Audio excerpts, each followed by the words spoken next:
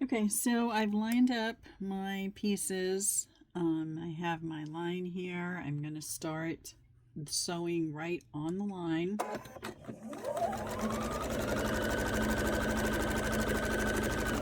And because I have so many to do, I'm going to chain piece, which means I'm going to line them up one after another and just run them through the machine.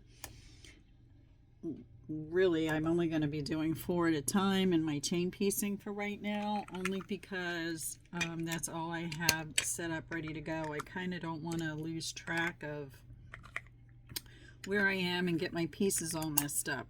So I'm going to do these.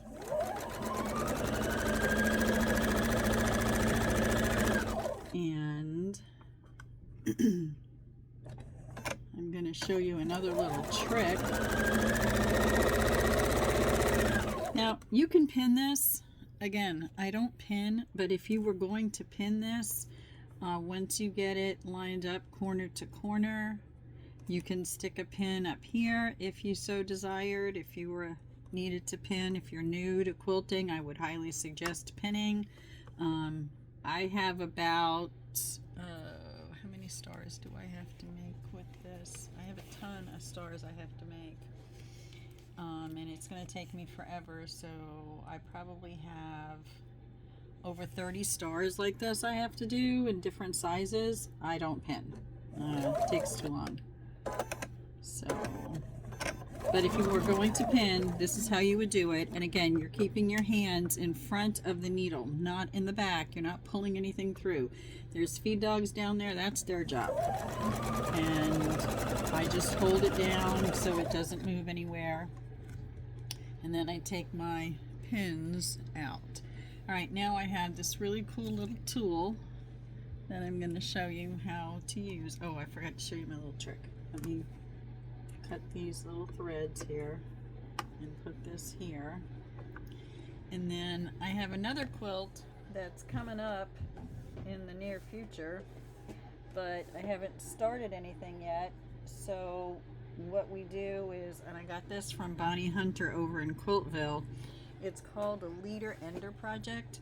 And so I don't have to worry about these long threads on the beginning of my chain piecing. So you don't want to have these long threads. You want to keep it short. It makes life a little bit easier. So what you do is you end your piece with a leader ender project. And I always have a drawer filled with 2.5-inch squares. That's what this is. I have a quilt that I will be making for Project Linus using this. So I thought, well, I'll just get started on it, but I need to have this piece accessible to me. So I'm going to run this through the machine. And now I can clip this, and I have all 4 of my pieces ready to go. So here's my 4 pieces. Alright, so now the next thing I need to do, and I haven't quite figured all these camera angles out yet to where you can see everything that I'm doing. Let's see if I turn the light on. Does that help? No. Alright. Well, hopefully the camera won't fall over. But here is my piece, and I want it to be able to flip up this way so that I have blue points here. So what I'm going to do is, again, I'm left-handed, so the piece I'm going to cut is going to be to my left, and I'm going to use my 1/4 inch line here and lay that on the pencil line that I created. And then, let's see if you can see it a little bit better. And then I'm just going to slice it off. Now, this is a pretty good sized triangle, and I might keep it for something, I don't know what, but I'm just going to lay it off to the side. And now here's my half of my flying geese. I'm going to finger press it up behind the dark, and then the other piece is going to go on this side over here, and I'll have my 1/4 inch piece. So let me show you what that looks like. So fucking annoying. Okay, so here's my piece. I'm going to do the exact same thing. I haven't touched an iron to this yet, and I'll tell you why. And I'm going to go ahead and line this up at 1/4 inch. And I'm going to cut off this piece. So now I have 2 triangles here. I'm going to just set it off to the side. But now here's my flying geese. So when I open this one up, I'm going to finger press this again. You want to have your points as perfect as possible. So here's my 1/4 of an inch up here at the top. I have my points meeting at the bottom. Now, you can take this to the ironing board, but if you do that, you want to make sure that you're pressing and not ironing. You're not ironing to take wrinkles out, okay?